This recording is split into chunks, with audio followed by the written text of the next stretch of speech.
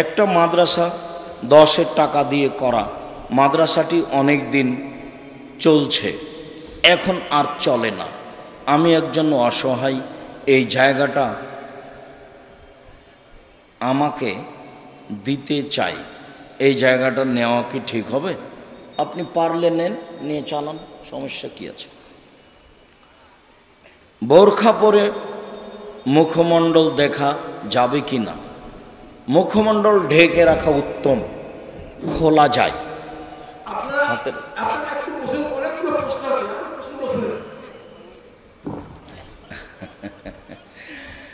মুখমণ্ডল খোলা যায়, ঢেকে রাখা উত্তম। হাতের কবজি এবং মুখমণ্ডল খোলা যায়।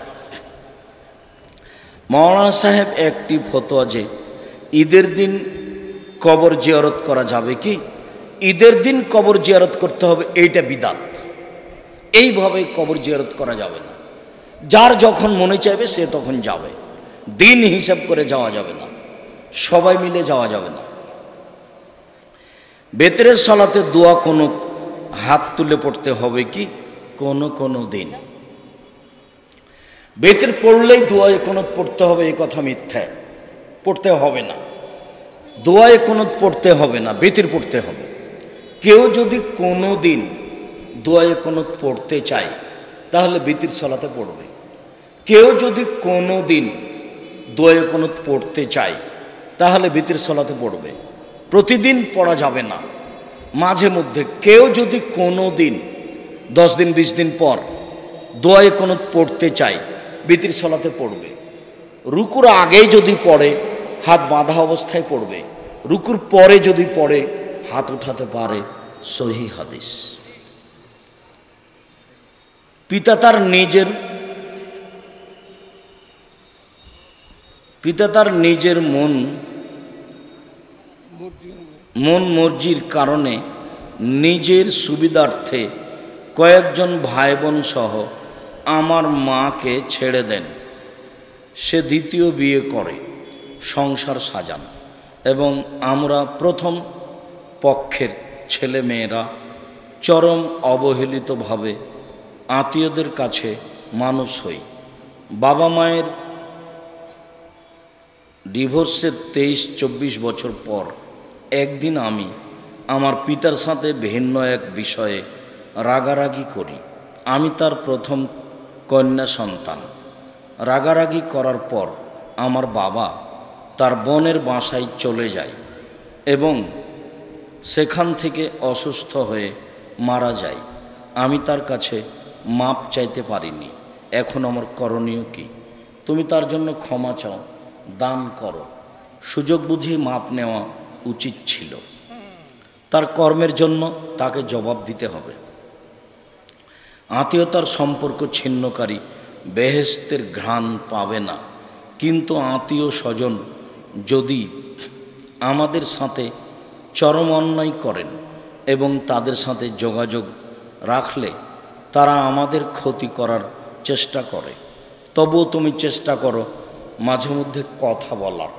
সম্পূর্ণ আত্মীয়তা ছিন্ন করে বেঁচে থাকার চেষ্টা করিও না। মরার পরে আর শেষ। জমি জায়গার সাথে বাড়ি ঘরের সাথে কোনো সম্পর্ক থাকবে না, মরা পর্যন্তই শেষ। মৃত মানুষের লাশ কি ব্যথা অনুভব করে? জি, আল্লাহ রসুল বলেছেন, জীবিত মানুষ যেভাবে কষ্ট পায় মরা মানুষ সেভাবে কষ্ট পায়, তবে তার বলার কোনো ক্ষমতা নেই। আমার বাবা মারা গেছে। আমার পরিবারের 2 মা সহ 7 জন সদস্য। আমি পরিবারের ছোট সন্তান। আমার বড় ভাই বোনগুলা তাদের সালাতের হেফাজত ভালোভাবে করে না, আবার মাঝে মধ্যে সালাত ছেড়ে দেয়। আমি তাদেরকে তাদের সালাত হেফাজত এবং পড়তে বলি, আমার কথাগুলো গুরুত্ব দেয় না। এখন আমার করণীয় কি? সম্ভব হলে তুমি আরও চাপ দিয়ে বলো, নইলে ভিন্ন করে দাও। টাকনোর উপরে প্যান্ট পাল্টিয়ে রাখা, জি না, গুটিয়ে রাখা যাবে না, কেটে দিতে হবে। প্যান্ট গুটিয়ে রাখা অন্তত সলাতের সময় এ নীতি কোনো সময়তেই চলবে না। এখনই আগামীকাল সন্ধ্যা হতে হতে প্যান্ট সব কেটে টাকনোর উপরে করে নিতে হবে, কোনো আপোষ নাই। নামাজে দাঁড়ানোর আগে কিভাবে নিয়ত করব, কোনো নিয়ত নেই।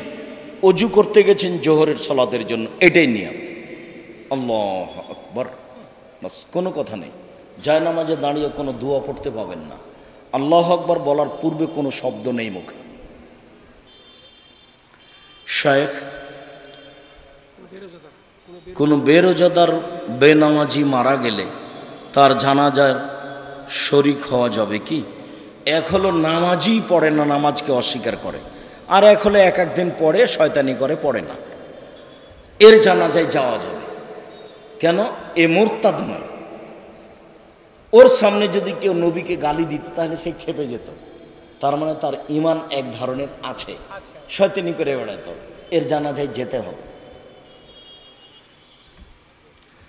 আমরা মুসলমান হয়ে হিন্দুর হোটেলে খাওয়া লেনদেন করা যাবে কি? যাবে। মুসলমানের হোটেলে হওয়া ভালো, হিন্দুর হোটেলও যাবে, তবে ওরা গরু জবাই করে, পশু প্রাণী কীভাবে, যদি ওরাই জবাই করে তাহলে ওটা গোস্ত খাওয়া যাবে না। হোটেলে গোস্ত থেকে বিরত থাকতে হবে, মুসলিম হোটেলে গিয়ে গোস্ত খেতে হবে। তাছাড়া এমনি আপনি সবজি তরকারি ভাত খেতে পারেন। আমার কলিজার টুকরা যুবক ভাই বোনেরা পালিয়ে যে বিয়ে করছে, এটা বাবা যারা জায়েজ আছে, এটা কি জায়েজ আছে? কোর্টের বিবাহ বাতিল, পালিয়ে যাওয়া বিবাহ না জায়েজ, একটাও জায়েজ নয়। 10 ছেলের মা হলো একটাও সন্তান বৈধ নয়। পুনরায় তার বাপকে বিবাহ পড়াতে হবে। তার বাপ মারা গেলে তার চাচা বিবাহ পড়াবে, তার চাচা মারা গেলে তার ভাই বিবাহ পড়াবে, তার ভাই যদি মারা যায়, যেগুলো ছেলে তারা অবৈধভাবে বড় হয়ে গেছে ওরাই বিবাহ পড়াবে।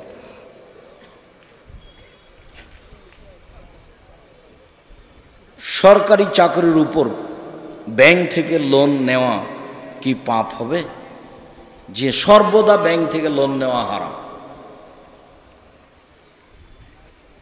আমরা কি সৌদি আরবের সাথে সিয়াম রাখতে পারবো? জি না। সারা পৃথিবীর মানুষ একদিনে সিয়াম পালন করবে না। কেন? সূর্য একসাথে ডুবে না, চন্দ্র একসাথে উঠে না, একসাথে ডুবে না। পৃথিবীর বিভিন্ন স্থানে বিভিন্ন সময়ে সিয়াম শুরু হবে, এ কথাই ঠিক, হাদিস সহিহ। বিভিন্ন সময়ে জোহরের সালাত হবে, এ কথাই ঠিক। কোনো জায়গাতে 3 ঘন্টা আগে, কোনো জায়গাতে 3 ঘন্টা পরে। আহলে হাদিসের শাব্দিক অর্থ কি? হাদিসের অনুসারী। আহলে হাদিস ও আহলে সুন্নাহ ওয়াল জামাতের মধ্যে পার্থক্য কি? আহলে হাদিস যারা আকীদায় সব সময় কোরআন এবং সহিহ হাদিস মেনে চলে, আর আহলুস সুন্নাহ ওয়াল জামা যারা মাযহাবের কাছে আশ্রয় নেয়, তারাই হচ্ছে আহলুস সুন্নাহ ওয়াল জামা। দুটো এক নয়। হানাফি এবং আহলে হাদিসের মধ্যে পার্থক্য কি? হানাফি যারা মাযহাব মেনে চলে, আহলে হাদিস যারা মানুষের মতামতকে উপেক্ষা করে, মাযহাবকে উপেক্ষা করে কোরআন এবং সহিহ হাদিস মেনে চলে। দুইটার মধ্যে অনেক পার্থক্য আছে। সহিহ হাদিস কয়টি আর জয়ীফ হাদিস কয়টি? সহিহ হাদিস প্রায় 30,000 মতো, আর জয়ীফ জাল হাদিস প্রায় 3 লক্ষের মতো। আমাদের বাসায় আছে 10,000 মতো। অজু ছাড়া কোরআন ধরা যাবে কি? যাবে। অজু ছাড়া কোরআন মাজিদ পড়া যাবে। যেখানে নিষেধ করা হয়েছে যেটা অমুসলিম হিন্দু যারা, মুশরিক যারা, তারা কোরআন ধরতে পাবে না। মজি কাপড়ে লাগলে সালাত হবে কি? মজি কাপড়ে লাগলে গাঢ় শুক্রকীটের পূর্বেই যেই তরল পদার্থ আছে সেটাকে মজি বলে, সেটা বের হলে সেই কাপড়ে সালাত হবে, তবে অজু ভেঙে যাবে, অজু পুনরায় করতে হবে। সূরা হাসরের একটু কমান না, এগুলো এত কেন? সূরা হাসরের শেষ 3 আয়াত ফজর ও মাগরিবের নামাজের পর পড়া যাবে কি? জি না, সূরা হাসরের শেষ 3 আয়াত পড়া যাবে না।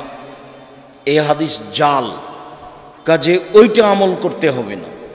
সকাল সন্ধ্যা ইখলাস ফালাক নাস 3 বার করে এইটা আমল করতে হবে। ওই হাদিস জাল, আর এগুলো সব সহিহ হাদিস। আসসালামু আলাইকুম। কত বছরের ছেলে ইমামতি করতে পারে? 5, 6, 7 বছরের ছেলে। বুখারী মুসলিমের হাদিসে যেটা এসেছে সেটা 6 বছরের ছেলে ইমামতি করত। বুখারী মুসলিমের হাদিস। কাজে বিবাহ না করলে ইমাম হতে পাবে না, ওটা ঠিক নয়। ফরজ সালাতের একাধিক যোগ্য আলিম থাকা সত্ত্বেও একজন অন্ধ হাফেজ পিছনে সলাত হবে কি? হবে। উনি যদি ইমাম হন তাহলে তারই পিছনে সবাইকে সলাত আদায় করতে হবে। মসজিদের কমিটি তাকে বাদ দিয়ে একজন ভালো লোক নিয়ে আসুক, সেটা ভিন্ন কথা। যতদিন উনি ইমাম আছেন ততদিন যে কোনো মানুষ আসুক না কেন, আলবানী রাহিমাহুল্লাহ আসলো, তাকে পিছনে সলাত আদায় করতে হবে। ওই ইমামতি করবে, ওই অন্ধ মানুষ। আমাদের ঈদগাহ মাঠে 17টি জামাত মিলে একটি জামাত অনুষ্ঠিত হয়। মাঠে নারী পুরুষের একসাথে জামাতের ব্যবস্থা আছে, কিন্তু একটি জামাতে ওই মসজিদের ইমাম নারীদের নিয়ে মসজিদে ঈদের সালাত আদায় করেন? জি না, ইমাম সাহেব মহিলাদেরকে নিয়ে মসজিদে ভিন্নভাবে সালাত আদায় করাবেন, এর বৈধতা নেই।